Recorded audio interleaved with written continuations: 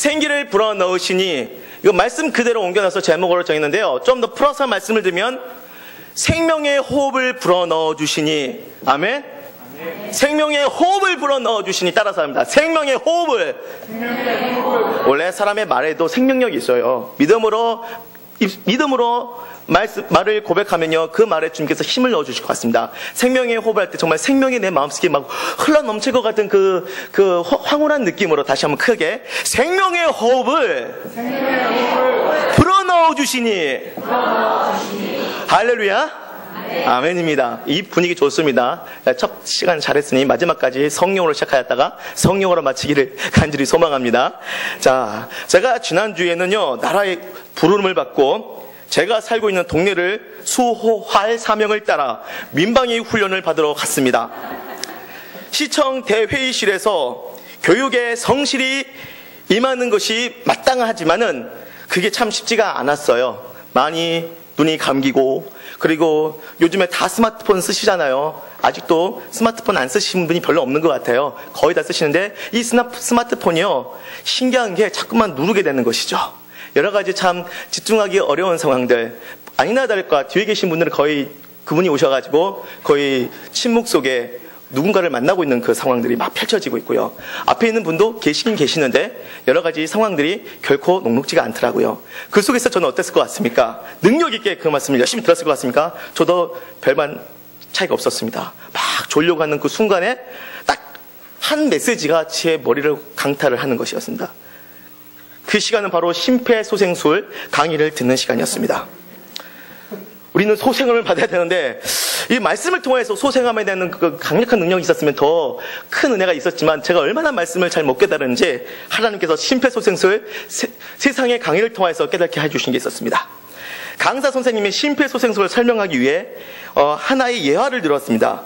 근데 그 예화, 그 이야기는 일주일이 지난 지금까지도 제 머릿속에서 잊혀지지 않는 중요한 메시지가 되었습니다.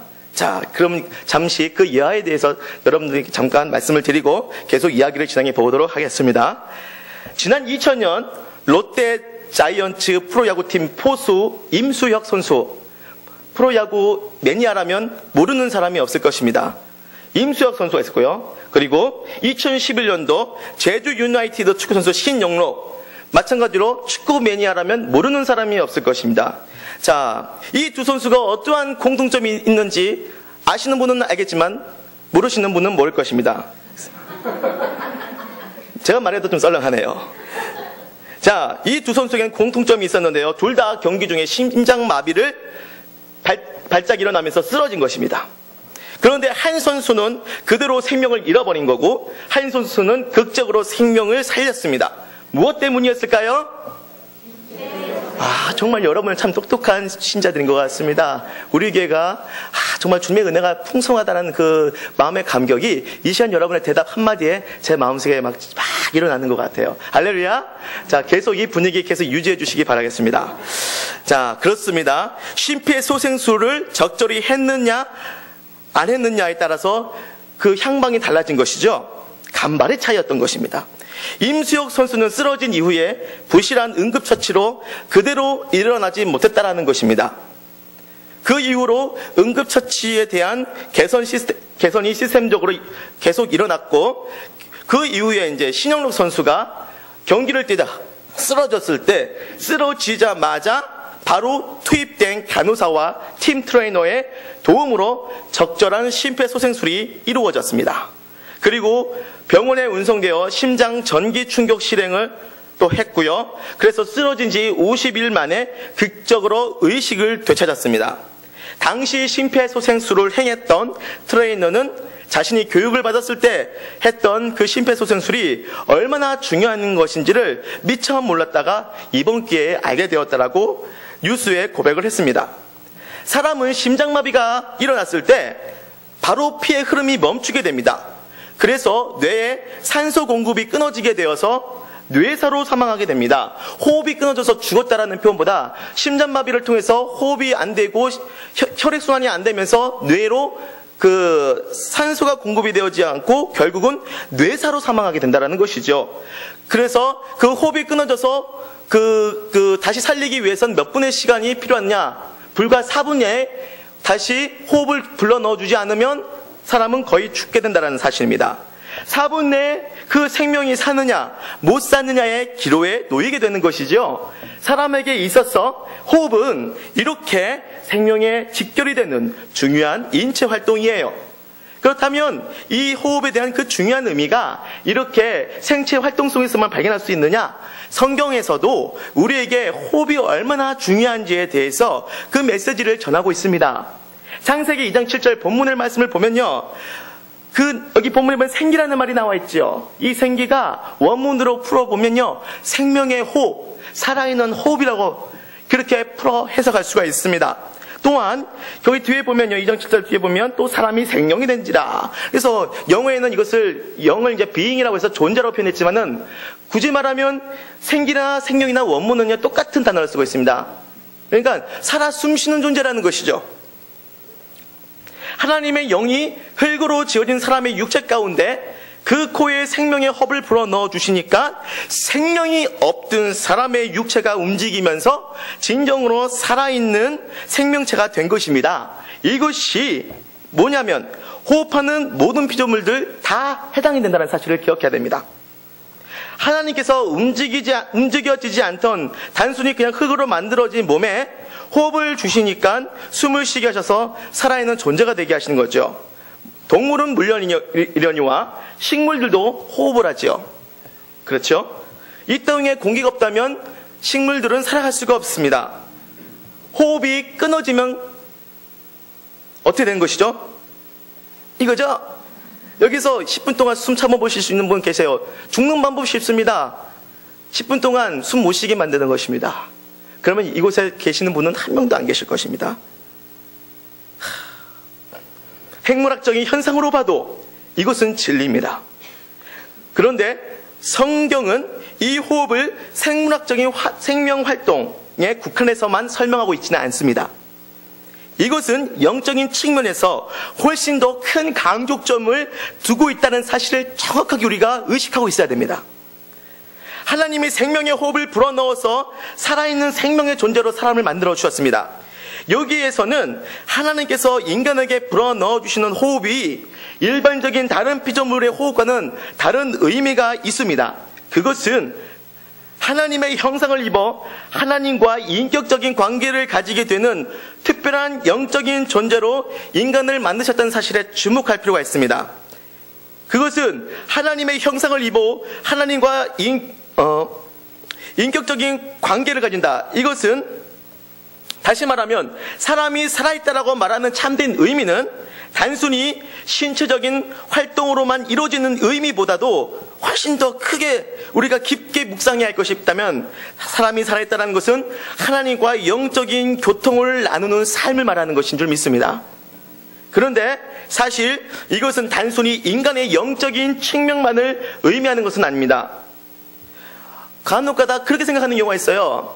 사람의 영혼과 육체가 분리되어서 육체는 나쁜 것이고 영혼은 항상 거룩하게 만들어야 되고 그래서 육체를 늘 때려야 되고 늘 육체를 괴롭히면서 고행을 해서 어떤 분은 이제 해탈이라고 표현하는 분도 있어요. 어떤 종교에서는 그렇게 생각합니다. 굉장히 이원론적이죠.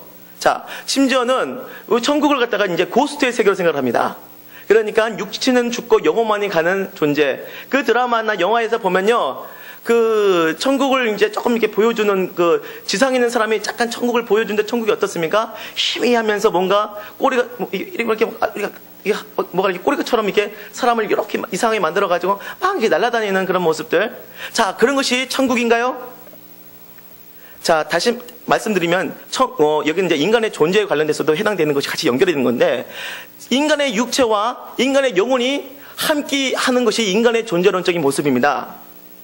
그러니까 육체적인 활동, 그러니까 육체 관리도 잘해야 되는 것이죠.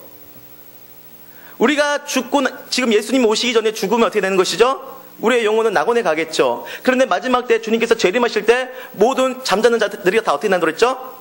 무덤에서 일어난다고 했습니다. 육신을 입고 일어나서 육신을 입고 영혼이 온전히 살아있는 그런 참 인간의 존재의 상태에서 주님을 맞이한다는 얘기가 나와 있습니다. 실제적이고 현실적인 예수 그리스도의 재림을 설명하고 있는 것이죠. 그래서 우리가 살아있다라는 것을 이렇게 고스트적으로 생각하면 안 됩니다. 인간의 영적인 측면만, 육신은 내려놓고 영적인 것만 생각하면 안 돼요. 이렇게 생각하다 보면 우리는 어디로 가야 되느냐? 다 산으로 올라가야 됩니다. 세상의 삶을 다 포기하고 영혼만 잘 살기 위해서 우리가 그렇게 가야 되는 것이죠.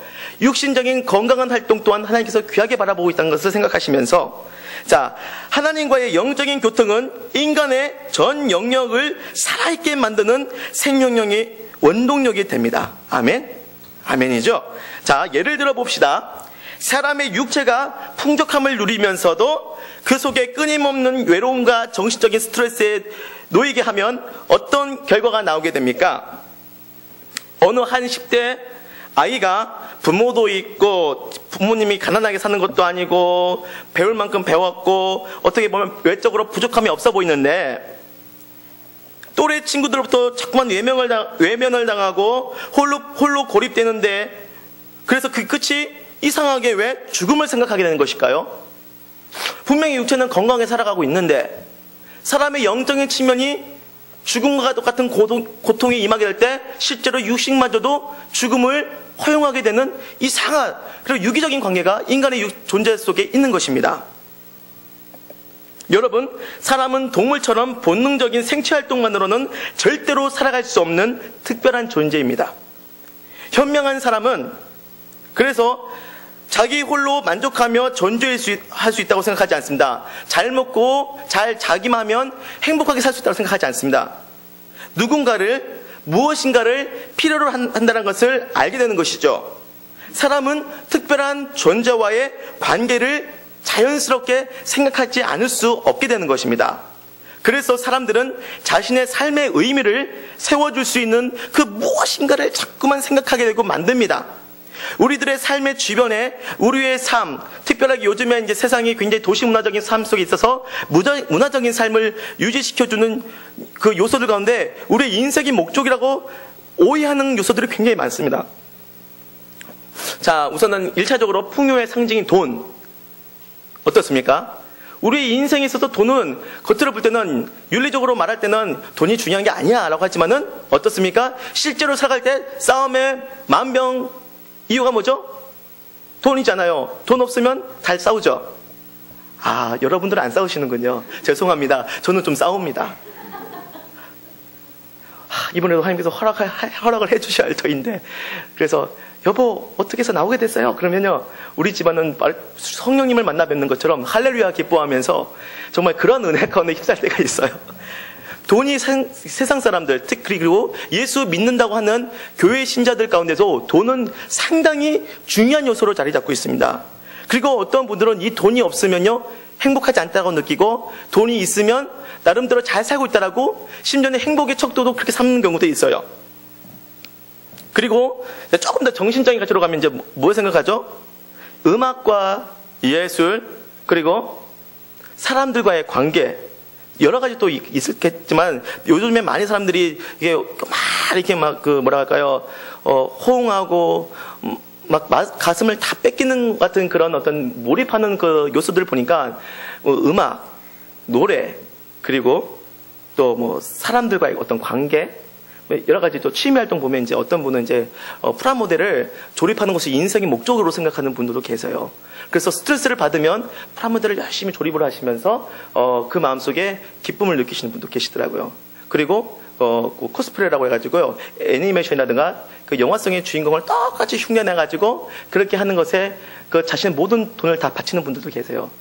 그래서 참 어떻게 보면 참 희한한 것 같으면서도 어떻게 보면 이해가 되는 그런 아이러니한 인생의 가치를 가지고 살아가시는 분들이 굉장히 많아요. 특별하게 우리가 많이 넘어지는 것 중에 하나가 뭘까요? 사람들과의 관계죠. 사람들과의 관계를 통해서 넘어지는 것은 무엇이죠? 사람들을 내 마음속에서 굉장히 중요한 인생에 있어서 중요한 가치로 생각을 하고 있다는 것입니다. 자, 이런 모든 것들이 나의 삶의 의미를 근원적으로 설명해주고 있습니까? 아니, 단순히 설명을 하는 것이 아니라 진정으로 나를 살아있는 존재로 만들어줍니까? 이미 사람들은 충분히 그러한 것들과 특별한 관계를 만들어 의지해 왔습니다.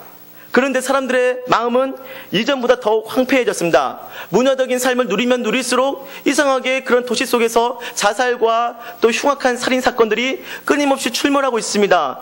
점점 더 변태적이고 점점 더 이런 일이 일어날 수는 없다고 생각하는 일들이 점점 더 그 끝을 알 수 없는 그 최악의 상황으로 자꾸만 그것이 기사거리로 나오고 있습니다. 자, 예레미야 5장 17절 한번 읽어볼까요? 예, 넘겨주시고요. 다 같이 읽어보겠습니다. 시작. 사람마다 어리석고 무식하도다. 금양색마다 자기가 만든 신상으로 말미암아 수치를 당하나니 이는 그 부어 만든 우상은 거짓이요 그 속에 생기가 없음이라. 아멘. 사람마다 어리석고 무식하도다. 하나님께서 어떤 사람들을 그렇게 평가하셨지요? 자기가 만든 신상을 애지중지하면서 그렇게 사랑하는데 오히려 그것들로부터 수치를 당하고 고통을 당하며 상처를 받는 사람들을 향하여서 하나님께서 말씀하신 평가입니다. 그 사람들은 어리석고 무식하도다. 자, 이 우상 속에는 뭐가 없다고요? 생기가 없다. 생명의 호흡이 없다. 하박국 2장 18절 넘겨주시고요. 다 같이 읽어보도록 하겠습니다. 시작. 새긴 우상은 그 새겨 만든 자에게 무엇이 유익하겠느냐? 부어 만든 우상은 거짓 스승이라. 만든 자가 이 말하지 못하는 우상을 의지하니 무엇이 유익하겠느냐? 19절. 나무에게 깨라 하며 말하지 못하는 돌에게 일어나라 하는 자에게 화 있을진저 그것이 교훈을 베풀겠느냐? 보라, 이는 금과 은으로 입힌 것인즉 그 속에는 생기가 도무지 없느니라. 아멘. 아까 예레미야서 51장의 말씀에는 생기가 없습니다. 그리고 하박국 2장 18절에는 생기가 도무지 없느니라. 생명이 없는, 생명의 호흡이 없는 존재들을 향하여서 우리의 생명의 호흡의 근원을 찾고 있는 것이죠. 그 우상을 향하여서 말씀하신 것이 그 새긴 우상이 그걸 만드는 자에게 무엇이 그렇게 유익한 것이냐? 그 우상은 한마디로 주님이 평가하시기를 거짓된 것이라. 거짓. 그러니까 마치 그것이 우리에게 큰 기쁨과 삶의 의미를 주는 것처럼 굉장히 포장을 잘하여서 우리가 그것에 자꾸만 마음을 쏟을 수 있도록 아주 교묘하게 그것을 자꾸만 제공한다는 것이죠. 그런 분위기를. 그래서 많은 사람들이 그 가운데로 갑니다. 그래서 받는 것이 무엇이죠? 행복과 기쁨과 즐거움입니까? 뭐라고 나와 있습니까? 수치를 당하나니. 예레미야서 51장 17절에 수치를 당하나니. 그리고 방금 읽었던 2장 18절에 뭐냐면 말하지 못하는 우상. 사람은 인격적인 존재라서 서로 인격적인 나눔이 필요하고 그 속에서 서로의 존재 가치를 바라보게 되는 경향이 있는데 그러한 우상들은 전혀 그러한 인격적인 만남과 교제를 나눌 수가 없는 것입니다. 인간의 존재를 이해해주고 그것을 싸매어줄 수 있는 존재가 될 수가 없습니다. 그래서 말씀하신 게 생기가 도무지 없느니라. 생명의 호흡을 물려받은 인간의 존재가 생명의 호흡이 없는 존재를 통하여서 생명의 호흡을 공급받으려고 하는 굉장히 모순적인 일들을 우리 도시 문화 속에 있는 아주 똑똑하고 세련된 사람들이 지금 행하고 있는 것입니다. 하나님께서는 인간이 만든 모든 것들은 결단코 인간에게 참된 생명을 줄 수 없다라고 이렇게 말씀을 통하여서 우리에게 선포하셨습니다. 왜냐하면 그 안에는 사람을 살아있는 존재로 만들었던 근원적인 생명의 호흡이 없기 때문입니다. 사실 이 우상은 단순히 비인격적인 물체에만 해당되는 것이 아닙니다. 사람이 애정을 품는 모든 대상이 다 해당됩니다. 사랑하는 애완동물은 물론이고 같은 사람들도 우리에게는 우상이 됩니다. 충분히 될 수 있습니다. 나의 부모, 나의 자녀, 나의 사랑하는 사람, 친구들마저 하나님이 보시기에는 우상이 될 만한 충분한 자질이 다 있습니다. 우상의 핵심적인 포인트가 무엇일까요? 그것은 사람에게 생명의 호흡을 줄 수 없다는 것입니다. 인간이 인간에게 생명의 호흡을 줄 수가 없습니다. 생명의 호흡이 끊어지게 될 때 인간은 죽음의 고통에서 몸부림치며 철저히 홀로 된 고립감에 시달립니다. 아무도 그 고통을 함께 짊어질 수 없습니다. 잠잘 때 나의 잠자는 그 세계와 함께 공유하는 사랑하는 사람 있으면 손 들어보세요. 잠잘 때는 모두가 다 혼자이지요. 나이트메어 같은 무서운 영화를 볼 때 잠자기 싫어하죠. 왜냐하면 같이 있어줄 수 있는 게 아니기 때문입니다. 아무도 나의 가장 큰 고통을 함께 나누며 이해하며 짊어질 수 없습니다. 이해하는 척 하는 것이죠. 이론적으로 이해하는 것처럼 보이지만 똑같이 그 고통을 느끼면서 그렇게 헤아려 줄 수 있는 존재가 인간은 될 수가 없습니다. 누구도 그 고통과 괴로움을 나눌 수도 없을 뿐더러 건져낼 수도 없습니다. 생명의 호흡을 공급받지 못하면 인간은 죽게 됩니다. 4분이 맥시멈이죠. 4분을 넘어서면 모든 인간은 죽게 됩니다. 우리의 영혼도 버티는 것이 능사인 것 뿐입니다. 버티다가 4분이 넘어섰을 때 모든 영혼은 죽게 된 거죠.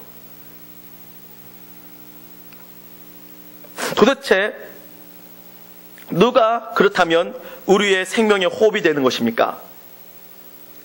자, 그분은 우리의 하나님이시라고 성경 말씀은 정확하게 표현하고 있습니다.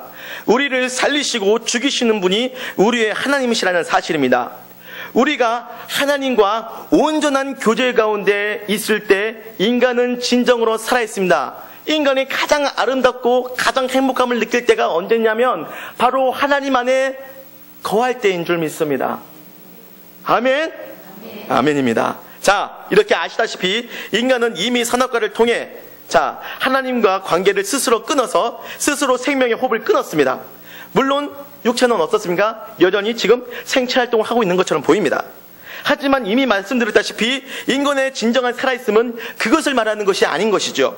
하나님과의 관계가 끊어진 우리의 모습은 끊임없는 절망이요 영혼의 죽음을 말합니다. 그리고 이 상태, 육신의 지금 생체활동하는 것처럼 보지만 이런 영혼이 지금 죽어 있는 상태가 오래 지속되면 육체의 죽음이 다다를 그 이후에는 우리의 영혼과 육신 모두 하나님과 영원히 끊어지게 되는 영원한 죽음으로 나아가게 되는 것입니다.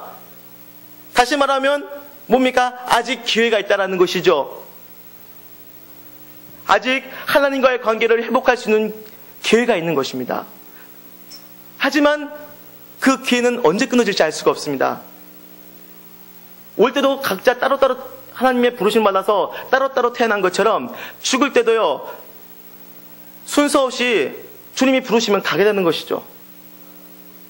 지금 살아있는 것처럼 보일지 모르겠지만은 우리가 육신이 죽게 되면 진정으로 영원히 우리의 전 존재는 진정한 영적인 죽음에 이르게 된 것입니다. 하나님과의 관계가 영원히 끊어지게 되는 것이죠. 콧물이 나오네요. 이 세상에서 참된 행복의 즐거움을 누리지 못하고 거짓된 행복에 속아서 원치 않은 고통과 슬픔에 갇혀 지냅니다. 그런데 거짓에 속아서 자기가 불행한지를 모르는 것입니다. 적절한 물질과 적절한 사귐과 적절한 성취를 세상의 그런 인생 속의 성취와 또 소소한 쾌락의 기쁨을 통해서 사람은 마치 지금 살아있는 것처럼 보여지는 건지 모르지만 영적으로는 철저히 지금 죽어서 절망과 고통 가운데서 허덕이고 있는 것이죠. 사람이 사람을 바라볼 때는 그걸 모르는 것입니다. 하지만 믿음의 사람을 볼 때는 저 영혼을 지금 아우성치고 있는 것이죠. 그리고 이렇게 세상에서도 영적인 극심한 그 행복이 없는 고통 가운데 처해 있다가 저 세상에 가서는 더욱 큰 절망과 영원한 고통 속에 구할 수밖에 없는 처절한 암흑만이 우리를 향해서 손짓을 하고 있습니다. 자, 심지어는 교회를 나오고 계신 분들 중에서도 그러한 절규 가운데서 살아가시는 분들이 있다는 아이러니한 상황도 전개되고 있습니다. 지금 여러분들께 전하는 이 이야기는 예수를 믿지 않는 사람만을 대상으로 하는 것이 아니라 교회에 나가고는 있지만은 여전히 지워지지 않는 마음의 고통과 짐을 짊어지고 죽지 못하고 살고 있는 그 마음속에 아무도 모른 채 그렇게 살아가고 있는 모든 사람들을 향해서 동일하게 말씀하고 있다는 사실을 기억하시기 바랍니다. 에스겔서 37장 5절 한번 읽어보겠습니다. 시작. 주 여호와께서 이 뼈들에게 이같이 말씀하시기를 내가 생기를 너희에게 들어가게 하리니 너희가 살아나리라. 생기를 너희에게 들어가게 하리니 너희가 살아나리라. 자, 이 생기는 어떤 생기일까요? 육체적인 생기를 말하는 걸까요? 사실 창세기 2장 7절에 보면요, 육체적인 활동을 말하는 호흡도 솔직히 그 의미도 포함되어 있습니다. 하지만 여기서 말하는 생기는, 에스겔서 37장 5절 말하는 생기는 우리는 좀 살고 있잖아, 사실 육체적으로. 지금 하나님과의 관계에 관련된 영적인 호흡을 말하는 것입니다. 우리가 진정으로 살아날 방법은 하나님께서 주시는 진정한 생명의 호흡인 줄 믿습니다. 절대로 변하지 않는, 그리고 이 방법 외에는 우리가 살아날 수 없는 오직 한 가지의 길만이 있습니다. 우리의 호흡이 끊어지는 것과 같은 죽음의 고통을 이길 수 있는 길은 누군가가 다시 우리의 영혼에 생명의 호흡을 불어넣어 주셔야 한다는 것이죠. 그분이 도대체 누구일까요? 하박국 2장 4절을 함께 읽었습니다. 시작. 보라, 그의 마음은 교만하며 그 속에서 정직하지 못하나 의인은 그의 믿음으로 말미암아 살리라. 아멘. 사도 바울이 외쳤던 복음의 핵심, 이 신칭의가 이 하박국서 2장 4절에도 나타나 있습니다. 의인은 믿음으로 말미암아 살리라. 자, 도대체 누구를 믿으라는 것입니까? 살 수 있는 유일한 방법이 믿는 것인데, 도대체 무엇을 믿으라는 것인가? 잘못 믿으면 영원한 죽음을 이룰 수 있는데요, 제대로 믿어야 되는 것이죠. 도대체 누구를 믿으라는 것입니까?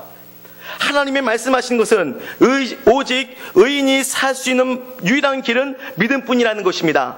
도대체 누구를 믿으라는 것입니까? 고린도전서 15장 45절은 이렇게 말씀하셨습니다. 기록된 바 첫사람 아담은 생명이 되었다 함과 같이 마지막 아담은 살려주는 영이 되었나니. 아멘. 마지막 아담이 누구입니까? 맞습니다. 우리를 위해서 십자가에 못 박혀 들어가신 예수 그리스도께서 우리를 진정으로 살려주는 유일한 영이 되신 줄 믿습니다.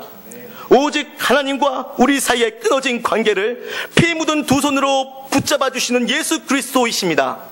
마치 우리의 삶처럼 고통으로 피가 쏟아지는 골고다 언덕의 그 괴각스러운 현장 속에 예수님께서 아낌없이 죽으셨고, 더 이상 살아날 수 없도록 굳게 막아놓은 무덤의 그 무거운 돌을 마치 답답함이 뼈에 사무쳐서 더 이상 내게는 소망이 보이지 않다라고 단념할 수밖에 없는 무겁고도 딱딱해져 있는 우리의 마음과 같은 그 돌을 활짝 여셔서 지금 이 시간 우리에게 부활을 주셨다는 사실을 믿으시기 바랍니다.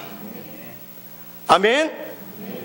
믿음으로 고백합니다. 이건 이해가 아니에요. 우리가 지금 살아야 할 방법이 오로지 예수 그리스도밖에 없습니다. 우리는 간절히 그의 십자가를 붙잡아야 될 줄 믿습니다. 갈라디아서 3장 20절 한번 보겠습니다. 3장 20절. 말씀이 좀 많이 나와서 좀 죄송하지만 주님께서 지혜를 주셔서 그 말씀들을 통해서 다 이해하시고 깊은 은혜 가운데로 여러분들 마음속에 임하시기를 저는 기도하고 소망합니다. 자, 마치 읽어보겠습니다. 갈라디아서 3장 20절 시작. 내가 그리스도와 함께 십자가에 못 박혔나니 그런즉 이제는 내가 산 것이 아니요 오직 내 안에 그리스도께서 사시는 것이라. 이제 내가 육체 가운데 사는 것은 나를 사랑하사 나를 위하여 자기 자신을 버리신 하나님의 아들을 믿는 믿음 안에서 사는 것이라. 아멘. 누구를 믿어야 할 것인가? 하나님의 아들 우리의 주 예수 그리스도를 믿으라고 말씀에서는 정확하게 우리에게 표현하고 있습니다. 여러분, 마치 거대한 기업이 하루아침에 완전히 파산되어서 정부를 향해 두 손 두 발을 활짝 들고 파산 신청을 하듯이 우리가 나름대로 행복해지려고 부단히 노력했지만 철저히 처절하게 부실한 그 경영을 이루어온 탓에 누가 경영을 이루었습니까? 우리가 우리의 인생을 한번 잘 살아보려고 경영을 했지만은 철저하게 부실한 경영을 해온 것처럼 우리의 삶이 완전히 파산되어서 더 이상 어찌할 바를 전혀 알 수 없는 상태에 이르렀습니까? 그것은 죽으러 가는 길이 아닙니다. 그 길은 마치 고통과 절망의 길처럼 보이지만은 예수를 붙잡게 될 때 그것은 십자가의 통로가 되는 것이며, 자, 여기서 한 번만 더 행동하면 이제 놀라운 일이 펼쳐지게 되는 것입니다. 그것은 예수를 바라보면서 자신을 십자가와 함께 못 박아 철저하게 나의 생각들을 깨트리는 것입니다. 세상이 보면 이것은 멸망처럼 보일 것입니다. 왜냐? 스스로가 깨트릴 수 있는 사람이 있으면 손들어 보십시오. 난 이제 깨트릴 거야. 내가 얼마나 교만한지 모르겠어. 그래서 나는 깨트릴 거야. 그래서 깨트린 사람이 있으면 손들어 보십시오. 열심히 맞아봐야지 깨트려지는 것이죠. 심지어는 치료할 수 없는 난치병을 하나님께서 주실 때도 있습니다. 그것은 더 이상 우리에게는 절망처럼 보일 수밖에 없는 그 환경도 하나님께서 때로는 인정할 수밖에 없는 그 이유를 아십니까? 그것은 십자가 앞에 우리를 못 박아서 우리를 참 소망의 길로 인도하시고자 하는 하나님의 은밀하고도 놀라우신 계획이 있는 줄 믿습니다. 이 세상에서 병에 걸려서 죽는 것이 슬픈 것이 아니라 진정한 슬픔은 예수를 믿지 않고 죽어서 영원한 고통 가운데 거하는 것이 진정한 고통이라는 것은 하나님께서 아시기 때문에 때로는 육체적인 고통을 통하여서 하나님께서는 영원한 생명으로 인도하시고자 하는 그분만의 철저하고도 아낌없이 신 은혜의 사랑인지를 고백하시기 바랍니다.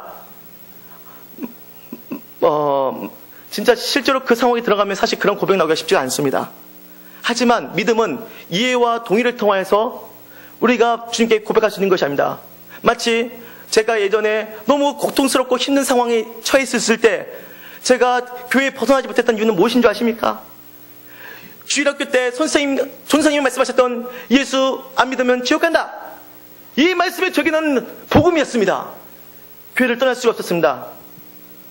여러분, 하나님의 복음, 하나님의 말씀은 때로는 그것이 세련되고 감미롭게 안 느껴질 수 있습니다. 투박하게 느껴질 수 있는 말씀이랄지라도 우리가 극도의 아픔 속에 거했을 때 우리의 마음속을 때리며 우리를 살게 하는 그 말씀이 진정한 말씀인 줄 믿습니다. 여러분, 지금 이 말씀이 여러분의 삶의 소망이 끊어질 것 같은 그런 상황 속에서 이해가 아니라 가슴에 피스처럼 박혀서 그냥 믿어질 수 있는 그러한 말씀이 돼서 그 속에서 나의 감정도 동의할 수 없고 나의 생각도 동의할 수 없고 철저히 자신을 그냥 내버려 두고 싶은 상황 속에서 자신을 버티게 하시는 하나님의 생명의 말씀이 되시기를 소망합니다. 자, 그렇다면 이제는 이렇게 예수님 앞에 예수의 십자가 앞에 우리 자신을 철저하게 십자가에 못 박아서 우리 자신을 깨트렸을 때 이제는 진정으로 내 안에 예수께서 사신다는 사실을 기억하시기 바랍니다. 이제는 나의 모든 경영을 예수님께 맡겨드리고 오직 주님을 위해 사는 것이 가장 큰 행복임을 성령의 은혜 가운데 깨닫게 되는 놀라운 하나님의 축복이 임하게 된 줄 믿습니다. 마치 호흡이 끊어졌을 때 가장 큰 고통은 다시 호흡을 쉬게 되는 직전의 순간이 있으신 말입니다. 내가 막 죽을 것 같은 그 호흡이 끊어지는 그 죽음의 그 순간 속에 더 이상 끝이 아닐 것 같은 그 순간 속에 바로 하나님께서는 기적을 베푸신다는 사실을 기억하시기 바랍니다. 이 순간이야말로 사망에서 생명으로 옮겨지는 순간입니다. 요한복음 5장 24절 말씀을 우리가 믿음으로 함께 고백했으면 좋겠습니다. 24절 25절까지 넘겨주시기 바랍니다. 시작. 내가 진실로 진실로 너희에게 이르노니 내 말을 듣고 또 나 보내신 이를 믿는 자는 영생을 얻었고 심판에 이르지 아니하나니 사망에서 생명으로 옮겼느니라. 진실로 진실로 너희에게 이르노니 하나님의 아들의 음성을 들을 때가 오나니 곧 이때라. 듣는 자는 살아나리라. 아멘. 아멘. 생기를 불어넣어 주시니 살아날 것이다. 오직 믿음은 오직 의인은 그의 믿음으로 말미암아 살아나니라. 이제는 어떻게 말씀하고 있으면 예수께서 직접 말씀하셨습니다. 오직 듣는 자는 살아나리라. 무엇을 듣습니까? 아들의 음성을 듣는 자가 살아나리라. 무엇을 듣습니까? 하나님의 말씀을 듣는 자들이 사망에서 생명으로 옮겨집니다. 그것은 하나님께서 말씀하신 언약의 말씀인 줄 믿습니다. 우리의 영혼이 생명의 호흡이 끊어져가지고 하나님과의 관계가 끊어지고 어쩔 바를 알지 못해 부모 잃은 아이처럼 쉼없이 움직이고 더 열심히 노력하면서 몸부림치며 방황하고 있다면 사망에서 생명으로 옮겨지는 이 순간을 기억하시기 바랍니다. 이 순간은 바로 하나님의 말씀이 들려지는 순간입니다. 나 말씀 잘 은혜 못 받아요. 그 자신의 생각을 인정하지 마시기 바랍니다. 하나님의 말씀은 예나 지금이나 동일하시며 한 번도 그 말씀의 능력이 감하여진 적이 없습니다. 문제는 내가 믿겨지지 않아서 그렇고 내가 미련해서 그럽니다. 미련한 자는 그 머리에 맷돌을 갈아도 그 미련함이 벌어지지 않는다고 하셨습니다. 오직 우리의 미련함을 벗겨주시고 우리를 말씀을 통해서 은혜 받게 하시고 살아나게 하시는 하나님을, 예수 그리스도의 그 십자가의 은혜를 전적으로 의지하시기를 바랍니다. 지금 믿으시기 바랍니다. 하나님의 말씀이 나를 죽음과도 같은 상황 속에서 생명으로 옮겨주는 사실을 믿으시기 바랍니다. 그 순간이 바로 하나님의 말씀이 들려지는 이 순간입니다. 주의 복음이 굳은 마음에 들어가는 그 순간에 일어납니다. 왜냐하면 이 말씀이 바로 생명의 말씀입니다. 요한복음 6장 63절에 살리는 것은 영이니 육은 무익하니라. 내가 너에게 이른 말은 영이요 생명이라. 이렇게 주님이 말씀하셨을 때 68절 시몬 베드로가 대답하되 주여 영생의 말씀이 주께 있사오니 우리가 누구에게로 가오리까? 여러분, 진정한 행복, 진정한 기쁨, 진정한 소상함에 살아있는 그 축복 어디로 가서 회복하시겠습니까? 문제가 터지고 바쁘면 바쁠수록 교회에 여러 가지 핑계를 대면서 교회를 벗어나는 것, 말씀 듣는 시간을 자꾸만 피하는 것이 진정으로 우리의 영혼을 살리는 길입니까? 진정으로 영혼을 살리는 길은 어떤 길입니까? 바쁘고 마음에 끊임없는 심령의 도전, 그리고 육체적인 도전, 여러 가지 사람들과 함께 아름답게 잘 살아갈 수 없는 끊임없이 나타나는 그 도전 앞에 우리는 무엇을 붙잡아야 합니까? 어디로 더 나와야 하는 것입니까? 빌 할베르스 목사님 말씀한 것처럼 바쁠수록 기도한다는 말씀을 기억하시기 바랍니다. 우리는 심령이 너무 공고하고 육신이 바쁘면 바쁠수록 주의 십자가를 붙잡고 주의 말씀 앞으로 나와야 되는 줄 믿습니다. 왜냐하면 생명의 호흡이 여기에 있기 때문입니다. 여기에는 인간의 이해와 설득을 초월한 하나님의 말씀의 놀라운 능력이 우리의 마음을 와르르 무너뜨려 주시고 다시 세워주십니다. 우리의 무너질 것 같은 그 삶을 십자가 앞에서 무너뜨리시고 새롭게 세워주십니다. 아멘입니다. 예수께서 이르시되 나는 부활이요 생명이니 나를 믿는 자는 죽어도 살겠고 무릇 살아서 나를 믿는 자는 영원히 죽지 아니하리니 이것을 내가 믿느냐. 여러분, 우리의 인생이 호흡곤란으로 고통스럽습니까? 진정으로 살고 싶습니까? 오랫동안 교회 나갔지만 이제는 신앙생활에 이제 습관이 되어버려서 기쁨과 즐거움이 뭔지도 모르겠고 그냥 죽지 못해서 사는 인생처럼 느껴지고 있습니까? 여러분, 주님의 십자가 앞에 우리의 과거에 대한 미련과 내가 어떻게 해보려고 안간힘 쓰며 붙잡고 있던 것들을 마음껏 던지시기 바랍니다.